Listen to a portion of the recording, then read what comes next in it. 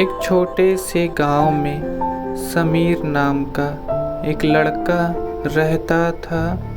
बचपन में ही पिता की मृत्यु हो जाने के कारण परिवार की आर्थिक स्थिति बड़ी दयनीय थी। समीर की माँ कुछ पढ़ी लिखी जरूर थी, लेकिन उतनी भी पढ़ाई से नौकरी कहाँ मिलने वाली थी। तो घर घर बर्तन मांजकर और सिलाई बुनाई का काम करके किसी तरह अपने बच्चों को पढ़ा लिखा रही थी।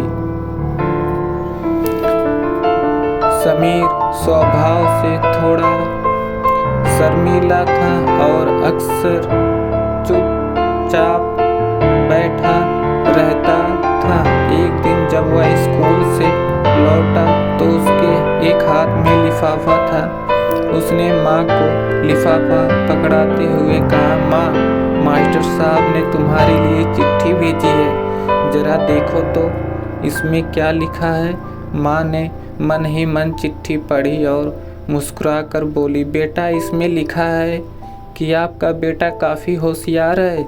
इस स्कूल में बाकी बच्चों की तुलना में इसका दिमाग बहुत तेज है और हमारे पास इसे पढ़ाने लायक शिक्षक नहीं है, इसलिए कल से आप इसे किसी और विद्यालय में भेजें। यह बात सुनकर समीर को स्कूल न जा सकने का दुख तो हुआ, पर साथ ही साथ उसका मन आत्मविश्वास से भर गया कि वह कुछ खास है और उसकी बुद्धि बहुत तीव्र है। माँ ने उसका दाखिला एक अन्य स्कूल में करा दिया। धीरे धीरे समय बीतने लगा।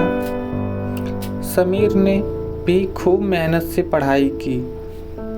आगे चलकर उसने सिविल सर्विसेज परीक्षा भी पास की और वह आईएएस ऑफिसर बन गया। समीर की माँ बूढ़ी हो चुकी थी और कई दिनों से बीमार भी चल रही थी और एक दिन अचानक उनकी मृत्यु हो गई।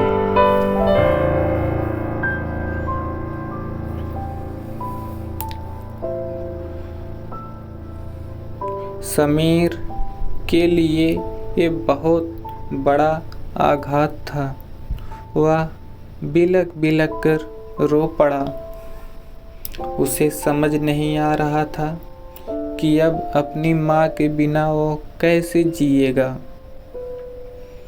रोते रोते ही उसने माँ की पुरानी अलमारी खोली और हाथ में उनकी माला, चश्मा और अन्य वस्तुएं लेकर चूमने लगा। उस अलमारी में समीर के पुराने खिलौने और बचपन के कपड़े तक संभाल कर रखे हुए थे। समीर एक एक कर सारी चीजें निकालने लगा और तभी उसकी नज़र उस पुरानी चिट्ठी पर पड़ी। दरअसल ये चिट्ठी वही थी जो मास्टर साहब ने उसे 18 साल पहले दी थी और वो चिट्ठी माँ ने बहुत ही छुपा कर रखा हुआ था।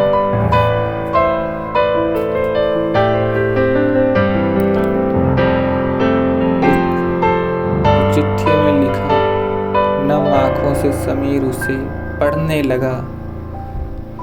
आदरणीय अभिभावक, आपको बताते हुए हमें अफसोस हो रहा है कि आपका बेटा समीर पढ़ाई में बेहद कमज़ोर है और खेल कूद में भी भाग नहीं लेता है। जान पड़ता है कि उम्र के हिसाब से समीर की बुद्धि विकसित नहीं हो पाई है, अतः हम इसे अपने विद्यालय में पढ़ाने में असमर्थ हैं। आपसे निवेदन है कि समीर का दाखिला किसी मंदबुद्धि विद्यालय में कराएं अथवा या खुद घर पर रखें, इसे पढ़ाएं। ये चिट्ठी पढ़ते ही और ज़्यादा वो फूट फूट कर रोने लगता है।